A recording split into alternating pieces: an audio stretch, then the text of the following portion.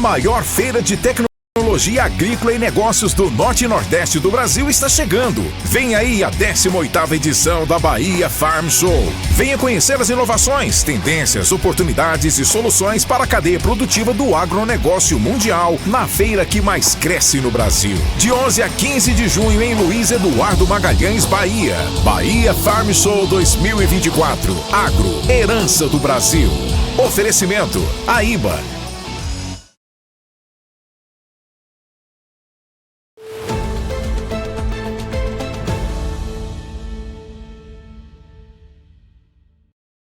Os preços da soja nessa quinta-feira tiveram um dia bastante positivo. Na Bolsa de Chicago as cotações subiram e isso naturalmente se transformou em preços melhores para o mercado brasileiro. Inclusive, se a gente olhar para os vencimentos um pouquinho mais alongados, já começando o segundo semestre, as oportunidades são ainda melhores. Isso olhando para o mercado disponível para a soja 23-24, como estarão as condições para a safra 2024-25 e o que mais vai continuar a direcionar o mercado em Chicago? Perguntas que a gente vai fazer nessa quinta-feira para Marcos Araújo, analista da Greenvest Commodities, já conosco para entendermos como foi essa quinta-feira, mas mais do que isso, entender o que vem pela frente para orientar o produtor a tomar boas decisões. Marcos, boa tarde, meu amigo, seja bem-vindo. É sempre um grande prazer receber você aqui no Notícias Agrícolas.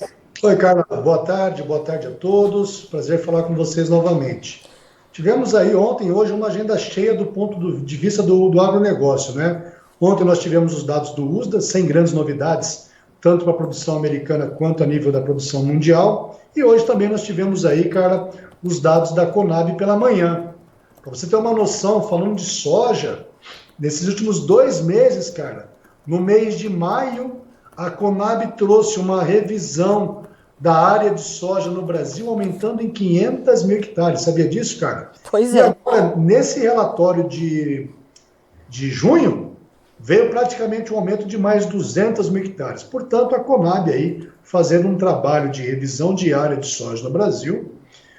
Consequentemente, esse clima adverso e o problema no Rio Grande do Sul afeta como um todo a média da produtividade nacional. E a Conab trouxe uma produção nacional em 147,3 milhões de toneladas, uma redução de praticamente 400 mil toneladas em relação à sua estimativa do mês passado, Carla. Tá. Marcos, como é que você, e você não, né? Mas você e a Greenvest veem esse número? Esse número é um número factível, é um número que faz sentido, esse 147,3 milhões de toneladas, porque ontem o USDA apontou 153 milhões, trouxe um corte bem singelo na nossa safra de 1 milhão de toneladas. Como é que esses números, que são divergentes, a gente está falando de 10 milhões de toneladas de diferença, como é que eles impactam para o mercado? É isso aí, números redondos, né? 147,3 a Conab, o USDA 153. O nosso número está 149,5, cara. Dentro do desvio padrão aí você vai ter 5%, não vai estar muito grande essa diferença não, do ponto de vista estatístico falando, né?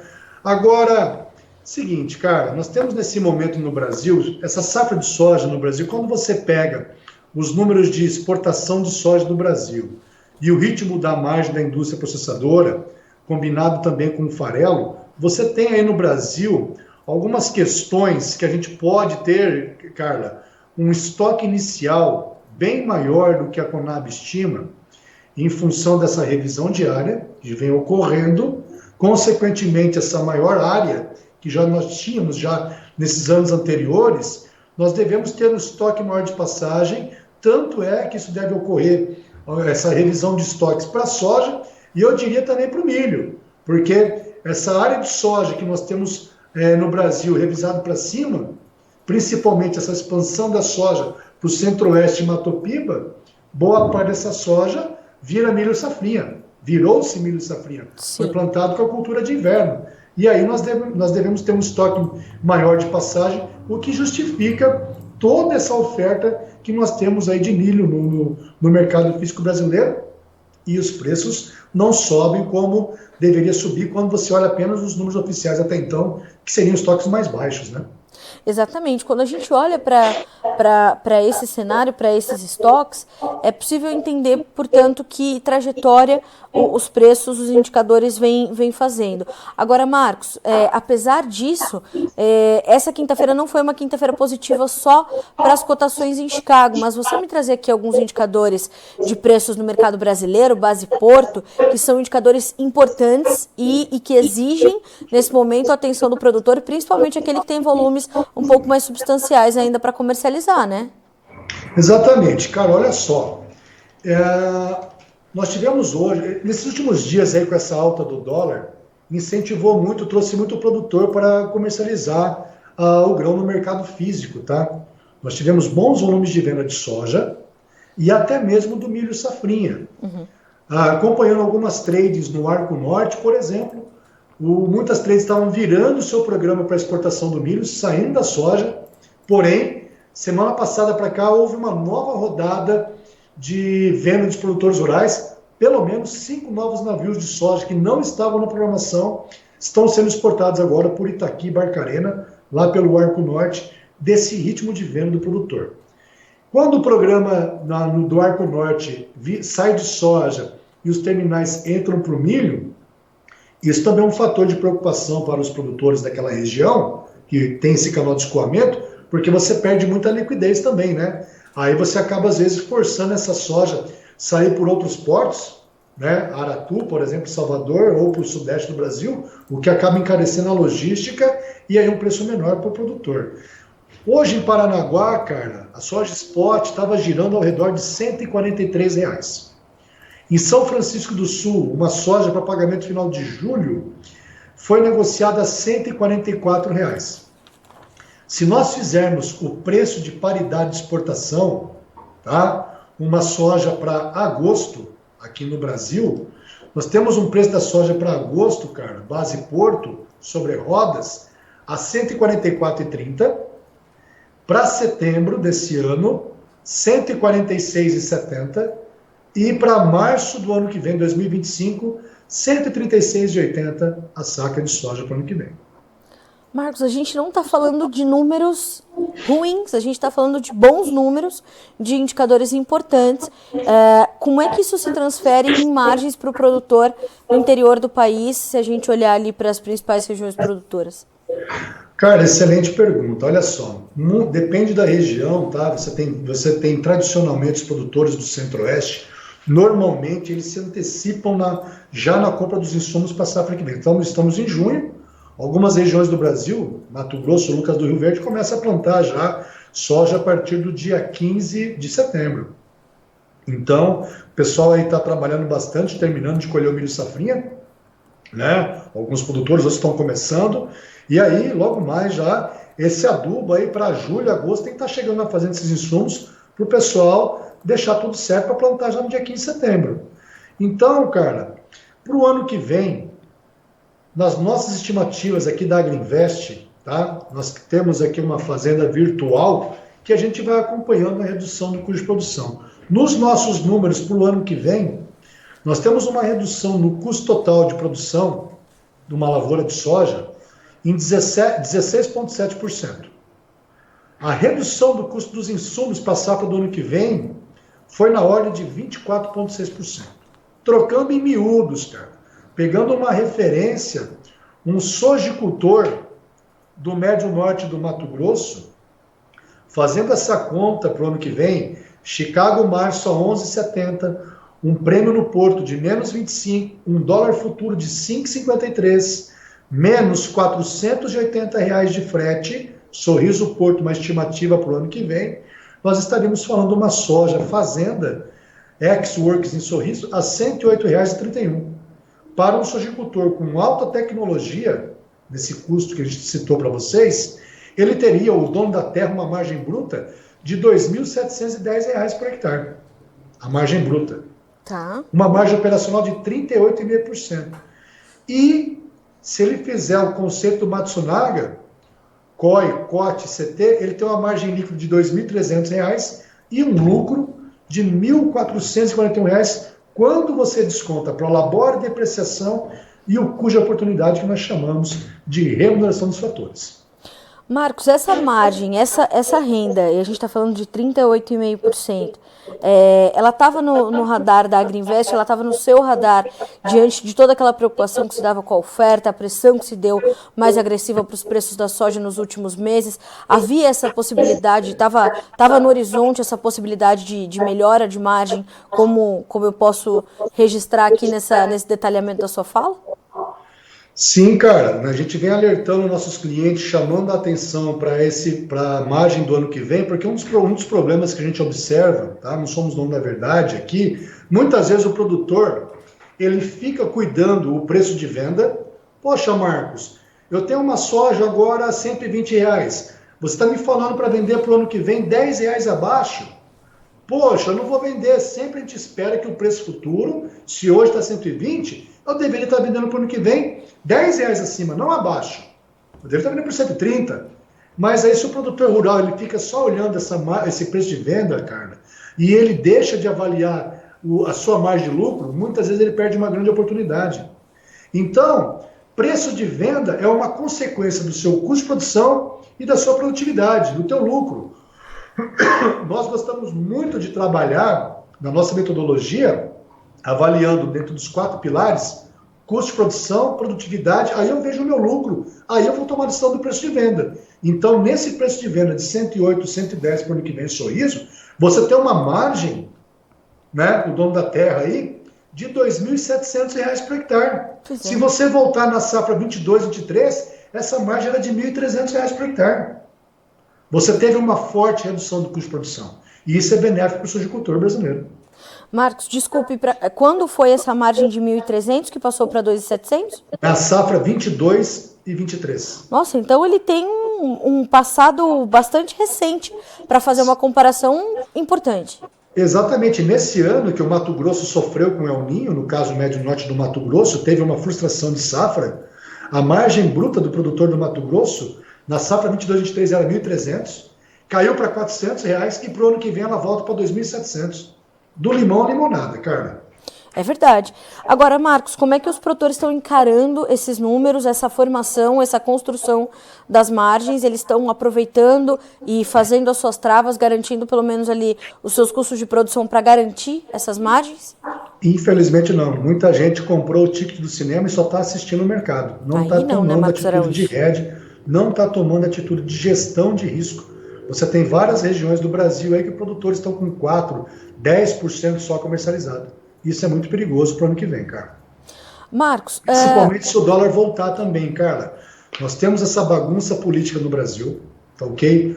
Os números da economia brasileira, saldo da balança comercial, apesar da queda de preço em dólar das commodities no mercado internacional, o Brasil hoje é um grande exportador de petróleo. Os Estados Unidos estão com juros altos mais elevados em 23 anos. Nós temos uma possibilidade que em dezembro desse ano o Banco Central norte-americano recue com a taxa de juros. E quando isso acontece, o dólar perde valor no mercado internacional. Nós temos tudo aí, os dados da economia brasileira são favoráveis. O que é desfavorável é Brasília, tá ok? A falta do compromisso do governo com o superávit fiscal. Tirando isso, esse dólar sim, poderia estar abaixo dos 5. Então hoje nós temos um movimento de queda em Chicago, caindo aí, queda do dólar caindo 0,7%, o dólar disponível, o dólar comercial a 5,37%, só que o dólar futuro 2025, março, a 5,53%, é interessante para o sojicultor brasileiro encarar como oportunidade de venda futura esse dólar. Agora, Marcos, por que você imagina que essas negociações, essa comercialização ou essas travas, né, essa dificuldade de avanço do produtor esteja acontecendo? Isso é uma cautela natural que vem depois de tudo que aconteceu na última safra? Isso é um comportamento... Nós sabemos que o produtor brasileiro é um produtor mais conservador, mas isso mudou nos últimos anos e acabou se intensificando num movimento contrário do que nós imaginamos que deve ser o correto, né, dele ir aprimorando a sua gestão e aproveitando essas boas oportunidades que o mercado oferece. Como é que é a sua avaliação nesse momento, você que está em contato com diversas pontas da cadeia sempre, Marcos? Ô Carla, se nós fizermos uma cronologia do mercado de soja de 2018 para cá, em 2018 nós tínhamos Chicago a $11 o bushel. Nós tivemos o início da guerra comercial Estados Unidos e China. Sim. Chicago de $11 o bushel caiu para $8 o bushel. Caiu-se $3 por bushel a soja. Porém, a China deixou de comprar a soja norte-americana, os estoques americanos foram quase 25 milhões de toneladas, e a China concentrou sua compra no Brasil. O que caiu Chicago, o prêmio subiu. Então o produtor brasileiro não sentiu muito com essa queda de Chicago em 2018. Muito bem. Na safra seguinte americana, em 2019, os Estados Unidos deixaram de plantar 5 milhões de hectares de soja devido ao clima chuvoso. E o produtor recebeu o seguro de não plantio, que é o Prevent Planting. Aí, nós tivemos uma combinação de 3 laninhas consecutivos, cara. Nós tivemos a questão da pandemia. Juros no Brasil virou juros da Suíça, 2% ao ano. O dólar, várias moedas do mundo ganharam valor frente ao dólar. O que ficou para trás naquele período foi a moeda brasileira e o peso argentino. Nós tivemos o dólar batendo 6. E aí os preços em reais foi muito atrativo. Foram muito atrativos para o produtor brasileiro. Aqueles que vendiam soja a R$90, chegavam na safra, estava R$40, R$50 a mais. Então, respondendo a tua pergunta, muitos produtores brasileiros deixaram de ganhar com a alta do mercado, porque fizeram venda futura, e com a questão de quebra de safra, não protegeram essas vendas com opções de compra em Chicago Calls, que é um seguro de alta, quanto deixar de ganhar. Assustou muita gente. Tivemos a questão da eleição no Brasil em 2022, né? Que também pegou muita gente. Nossa, o dólar vai para 6, vai para 7, agora para 8. Muita gente até mandou dinheiro para fora do Brasil. Sim. O dólar veio para baixo de 5. E depois de 2021, de 2022 para cá, nós tivemos Chicago de $17,97, né? Caindo. E só para completar também, né? Nesse movimento de 2018 para 2019, houve a peste suína africana na China, que a China reduziu a demanda pelo abate de suínos. Em 2020, o suinocultor chinês ganhava $500 por animal gordo abatido. Recentemente, esse suinocultor chinês, cara, estava ganhando 0 por animal gordo abatido. E a boa notícia agora é que a margem do suinocultor chinês, nesse momento, está em $57 por animal gordo abatido. Porém, eu digo para vocês, eles têm um prejuízo acumulado. Esses $57 não vai ser suficiente para incentivar uma grande disparada de preço da soja com as notícias que nós temos agora, a não ser que nós tenhamos uma grande mudança no clima nos Estados Unidos, ao ponto de reverter essa expectativa de uma grande produção e uma demanda superestimada pelo USDA. Eu tenho um receio, Carla, porque os produtores a nível mundial estão muito poucos vendidos para o ano que vem e nós devemos ter uma grande concorrência e isso pode pressionar soja. Eu não descarto a possibilidade, se os Estados Unidos tiver uma safra de 120 milhões de toneladas e confirmando uma boa produção com clima normal na América do Sul na safra 24-25, eu vejo possibilidade de Chicago ser negociado abaixo de $10 o bushel. Quero estar errado. Era isso que eu queria entender, Marcos, porque a gente vê a oferta se desenhando. Eu falava isso hoje no Bom Dia Agronegócio e o mercado foi escalando para fechar com essas boas altas. Nós vemos nesse momento a oferta se desenhar. Então tem uma nova safra sendo construída nos Estados Unidos, a comercialização acontecendo aqui no Brasil para entendermos os nossos estoques, depois como vai ser a oferta americana, como ela vai chegar ao mercado e em 3 meses a gente começa a plantar soja aqui no Brasil. Então o dinamismo da oferta ele é bastante claro. Agora, como é que está sendo a dinâmica da demanda, Marcos? Você citou essa questão da margem da suinocultura chinesa, que é combustível essencial para a gente entender esse comportamento geral e globalizado, e você fala muito sobre como é importante entender que o mercado é globalizado. Como é que a gente tem que entender nesse momento esse dinamismo da demanda, do consumo por soja, Marcos? Olhando de forma bastante ampla, né? A gente vai olhar para o consumo de ração animal, para o esmagamento, para a produção de óleo. Existe uma preocupação grande em torno dessa demanda nesse momento? Eu me preocupo muito com essa questão da demanda, cara. Olha só, se você pegar a demanda de soja em grão, é uma demanda derivada da suinocultura, tá?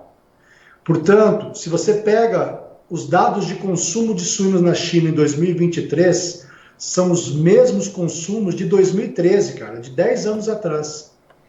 Então, quando você pega que a população chinesa já está ficando mais idosa, os hábitos, gostos e preferências dos consumidores do chinês está indo muito para carne bovina e para carne de frango, que tem um status na carne bovina de riqueza. Você tem esse consumo estagnado de suínos na China.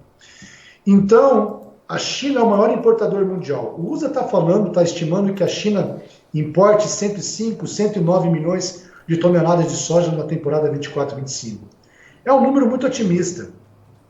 É possível que se confirme toda essa exportação de soja pela China por dois fatores. Um, que a margem do suinocultor voltou a ficar positiva.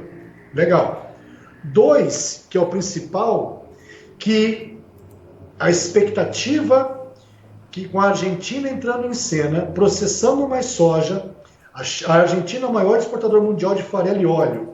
Esse maior processamento de soja a nível mundial diminua o preço do farelo de soja e que os consumidores, os produtores de ração na China hoje, que estão utilizando cerca de 14% apenas de farelo de soja do suíno na ração, aqui no Brasil o suinocultor, cara, usa entre 22% a 24% de uma ração de suínos é farelo de soja.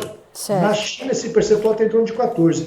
Então, se a demanda chinesa migrar para o maior farelo de soja, consequentemente a mais grão, poderia justificar esse aumento de importação da China de 105 para 109, 4 milhões a mais. Porém, cara, a produção mundial para a próxima temporada pode dar um salto de 28 milhões de toneladas. E o consumo mundial de soja, que é o ponto. Bom, eu tenho uma estagnação da questão da produção de proteína animal, a nível mundial, tá? Um leve aumento do frango e da carne bovina, que não despertou disso. Ô Marcos, mas eu tenho um programa de biocombustível, é verdade. Agora, eu te pergunto, uma indústria de soja, que ao processar a soja em grão, ela vai ter o farelo e o óleo para vender. Até então, o óleo vegetal não vai ser problema, porque eu tenho um programa de biocombustível para consumir esse óleo vegetal. Tudo bem, eu vou queimar o carboidrato no tanque do carro. Agora, o que eu vou fazer, cara, com todo esse excedente de proteína vegetal vindo do farelo, um produto substituto que é o DDG, que vem do processamento do etanol do milho, e quando eu processo um farelo de soja, o tempo de consumo dele é muito menor do que quando comparado com uma soja em grão. Então, um grande esmagamento de soja para atender o programa de biocombustível pode ser um tiro no pé, porque eu não vou ter tempo hábil de consumir todo o meu farelo de soja, o que daria uma pressão negativa no farelo de soja e forçando a indústria a trabalhar com margem negativa e algumas pararem o processamento diante desse cenário. Esse é um receio que eu acho que pode acontecer para frente. Eu te perguntei isso porque a gente vem sempre falando, a demanda da China vai estagnar, a economia da China está, né, nessa toada um pouco mais contida, e isso foi de fato mudando um pouco do comportamento chinês de compras, com que o mercado, não sei se o mercado, mas o produtor estava acostumado, né, Marcos? Foi uma mudança de cenário que chegou nos preços, naturalmente, de alguma forma, mas eu queria entender justamente se a gente voltou para uma certa normalidade ou se o consumo chegou num determinado ponto da sua atuação que é o suficiente para aquele momento. Exatamente. Olha só, se você pegar a demanda mundial, cara, na temporada 19-20, a demanda mundial de soja cresceu, números redondos, tá? 14 milhões de toneladas. Por que cresceu isso? Porque a China vinha recompondo o rebanho de suínos. Bacana. No próximo ano, na temporada 2021, esse consumo mundial, com a China estagnando a produção de suínos, cresceu apenas 4 milhões. Na temporada 21-22, esse consumo mundial cresceu 1,6. E na temporada 22-23, apenas 100 mil toneladas. Se você pegar a temporada 23-24, que acaba agora, final do mês de agosto, certo? Sim. O USDA está prevendo um aumento do consumo mundial de soja em 17 milhões de toneladas. Pois é. É um aumento de 4,6% ao ano. E para o ano que vem, cara, é um aumento de 18 milhões e 300 milhões de toneladas. Pelo amor de Deus, são 35 milhões, Onde vai crescer tudo isso no mundo? Eu tenho um programa de biocombustível nos Estados Unidos. Legal? Sim. Mas, de novo, o que eu vou fazer com tanto farelo se eu tenho os principais setores consumidores do mundo estagnados até então? A economia mundial, você não está tendo um hábito, você não está tendo um aumento de renda significativa, você não está tendo uma mudança do hábito dos consumidores para justificar que eu vou consumir toda essa proteína animal e essa proteína animal, por sua vez, consumiria todo esse farelo excedente que eu tenho que consumir ele com 2, 3, 4 meses rápido, senão eu perco o farelo.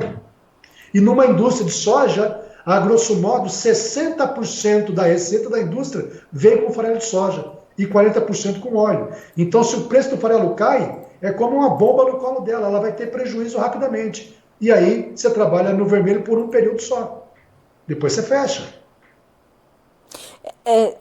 Marcos, como é que isso vai sendo absorvido pelo mercado que está diante também de uma oferta crescente? Isso é o que vai manter ali certo equilíbrio para o mercado, ou a gente ainda vai ver momentos de intensa volatilidade daqui em diante? Cara, agora, semana que vem em diante, até a primeira quinzena de julho, são momentos de maior volatilidade em Chicago. Vai ser igual a festa junina. Olha a cobra, é mentira, vai ter previsão de chuva, o mercado vai cair. Tira a previsão de chuva, o mercado sobe. Mas o produtor ficar assistindo o mercado para pagar para ver se o preço vai estar bom ou não, ele tem que tirar o chapéu de torcedor e colocar, vestir a camisa, vestir o colete aí de gestor do negócio. Ano bom é quando tem lucro. Portanto, cara, tome muito cuidado. A comercialização agrícola, a produção agrícola se tornou um negócio global. Nós temos efeito de guerra, temos efeito do petróleo, temos efeito do clima, efeito das moedas dos países exportadores, as questões políticas energéticas aí, dos biocombustíveis. Então, hoje, quanto maior a volatilidade, maior a imprevisibilidade. Portanto, se você está pensando numa soja de 2025, é claro que você tem que olhar no clima. Se você está numa região de grande instabilidade climática, infelizmente como aconteceu nos últimos anos com os gaúchos, compre put, se proteja nisso daí. Se você está numa região com maior estabilidade climática, por que não fazer um contrato a termo direto com o cerealista, com a cooperativa, com a trade, desde que esse preço futuro esteja justo, né? Então você saber avaliar o preço para dar de exportação, Chicago, prêmio no porto que a gente chama de bases, o dólar futuro, a tua logística. Se nós pegarmos, por exemplo, dentro desse PPE que eu citei para vocês, nós teríamos uma soja em Sorriso ao redor de seus $19,60. Dá um prêmio da soja para fevereiro de menos 280. Quer ver? Ó, esse ano, o prêmio da soja em Sorriso, deixa eu falar para vocês aqui, em março, tá? Bateu 400 e tanto. Quer ver? No pior momento, já falo para vocês aqui. Nós, na Agrinvest, temos esse estudo do mapeamento do Bases, tá? Deixa eu mostrar para vocês aqui para falar, ó. Então, muitas vezes o produtor vai pagar para o ano que vem. Ah, não, vou vender só lá na frente. Esse ano, ó, tivemos prêmios da soja em Sorriso, alguns momentos, 304 negativo. O ano passado, em abril, menos $4,50. Olha o perigo que é. Se você levar essa soja para o ano que vem para vender só na colheita, com toda a necessidade de fluxo de caixa, se o Brasil tiver uma produção normal, com potencial de 165, 170 milhões, não é descartado não, pessoal. Com essas revisões diárias aí, viu? E aí nós vamos ter uma grande concorrência pela frente. O produtor americano muito pouco vendido, o argentino quase nada vendido, e o brasileiro também muito pouco vendido. Marcos, unindo todas essas informações, é hora do produtor, portanto, aproveitar essas oportunidades, quem pode avançar com essa comercialização, aproveitar relações de troca caso estejam favoráveis e lhe garantindo essa margem. Você sempre fala isso, né, Marcos? Ano bom é ano que se coloca dinheiro no bolso. Esses números apontam essas margens que dão uma soltadinha na corda no pescoço do produtor. É hora de ir aproveitando esses momentos, esses indicativos, esses prêmios de paridade de exportação e ir fazendo essa garantia de margem. Claro. Uhum. Perdão, desculpa, cortou o áudio no final. Imagina. É isso, né, Marcos? Tem que aproveitar, não esperar também custa caro, né? Sem dúvida. Eu, nessas margens de lucro aí, para quem está numa situação de estabilidade climática, eu não acho loucura você elevar teu nível de venda para 60% para o ano que vem. Olha só. Olhando esses custos, cada um tem seu custo, tá? Tem que olhar a tua questão de estabilidade climática ou não, qual o teu risco climático para a safra que vem, mas você fazer um contrato a termo que o preço futuro esteja justo, tá? Você tem visto aí vários pessoal aí trabalhando com uma gordura dos fretes muito descontados para o ano que vem. Vale a pena você fazer seu hedge. Não quer vender? Pelo menos compre uma put, olha com carinho esse dólar, fazer um NDF, tem que estar garantindo essa margem para o ano que vem. Para quem está aí, vender 60%, não acho que é loucura, não acho que é insano você garantir essa margem pensando nesse lucro que eu falei. Ô Marcos, e se a gente olhar para a soja spot, a situação não é muito diferente, até porque carregar também custa dinheiro.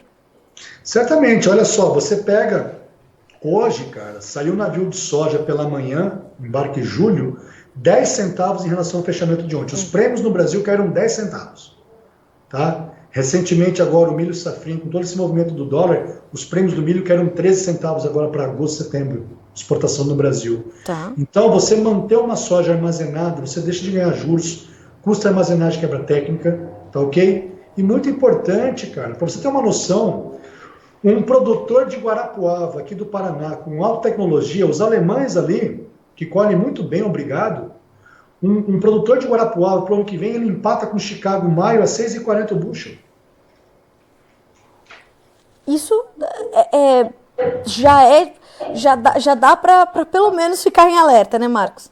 Certamente, o lucro do cara do Paraná de Guarapuava é muito maior. Infelizmente, eu diria para você, 99% dos produtores brasileiros não sabem fazer uma conta baseado no seu custo de produção, na tua produtividade, na tua logística, tá, aqui no Brasil, quanto tem que estar Chicago para cobrir seu custo de produção.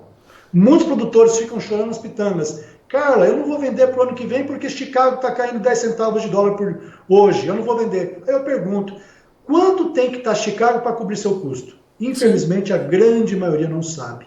Será que nós estamos fazendo um bom papel de gestor, um bom papel do produtor rural na comercialização? Sim. Essa é a provocação que eu quero deixar para vocês, para que o produtor dê a devida importância à comercialização. Nós temos perdido muito dinheiro com a comercialização. Isso é assustador, porque é 2024, metade de 2024, e tem ferramenta para o tamanho de qualquer produtor hoje em dia disponível no mercado, né, Marcos?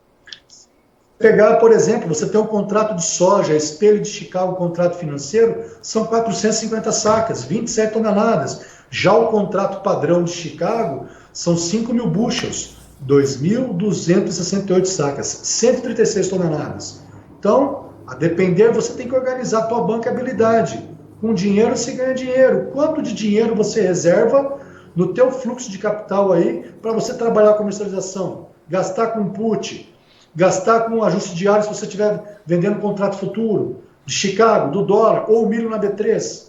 E muita gente, infelizmente, aí, a gente cresce horizontalmente, comprando a fazenda do vizinho, comprando, trocando o maquinário e não reserva um dinheiro para trabalhar a comercialização, fica à mercê do mercado, aí você só vende sobre o teu fluxo de caixa, não é uma estratégia. Sim. Segura a produção, tem que pagar a conta daqui 2 semanas, aí eu vou vender o grão no preço que for. Bom, Marcos, a Agriinvest, inclusive, pode ajudar os produtores a avançarem nessa condição da comercialização, né? Para citar uma dessas ferramentas, tem o próprio programa 4 Pilares da Comercialização, que é um programa muito eficiente, que traz muita informação para o produtor de uma forma bastante completa para ajudar ele, pelo menos, a dar um start nesse aprimoramento de gestão, fora outras ferramentas. O importante é buscar também esse conteúdo educacional para ser um gestor melhor, né, Marcos? Bem pontuado, cara. Nós temos algumas ferramentas, como você falou, o Serviço de Consultoria dos 4 Pilares. Nós temos uma ferramenta de gestão em tempo real, que é o ProMarket. O produtor rural, sim, a gente ajuda a configurar a fazenda dele, o custo de produção, por exemplo, uma fazenda de Sorriso. Qual que é a minha logística de Sorriso ao porto? E a produtividade que esse produtor espera colher. Conforme Chicago, em tempo real, para o março do ano que vem, o prêmio no porto, o dólar futuro, qual seria o preço justo da soja na tua fazenda em reais e dólar por saco, baseado na tua produtividade esperada, com um cenário de produtividade caindo ou subindo em níveis de preço, você tem tua rentabilidade em tempo real. E aí você pode pôr os gatilhos de venda, cara. Poxa, se eu ganhar R$3.000 por hectare, O sistema já te fala, Chicago tem que subir para tanto, o dólar futuro subir para tanto. E se porventura uma condição de mercado te dá aquela margem, você recebe no teu WhatsApp e no e-mail que as condições do mercado futuro estão te garantindo aquele lucro que você esperava. Aí você toma a decisão de apertar o gatilho, vendendo essa soja a termo para cooperativa, cerealista ou a trading. É isso, né, Marcos? Tem solução, a verdade é essa, e as notícias são positivas no final das contas. O copo está mais do que meio cheio, pelo que eu pude perceber. Marcos, obrigada, viu, por essas boas notícias, principalmente por esses cálculos que eu sempre falo, né? São surreais, mas mostram muito claramente para o produtor que é momento de margens melhores, os portos dando esses sinais bastante positivos. Agora é fazer conta e entender que momento é para cada produtor. Obrigada mais uma vez, meu amigo. Sempre bom ter você com a gente. Obrigado, é um prazer. Disponha, Carla. Boa tarde a todos. Boa tarde, Marcos. Bom trabalho para você, meu amigo. Até mais. Até.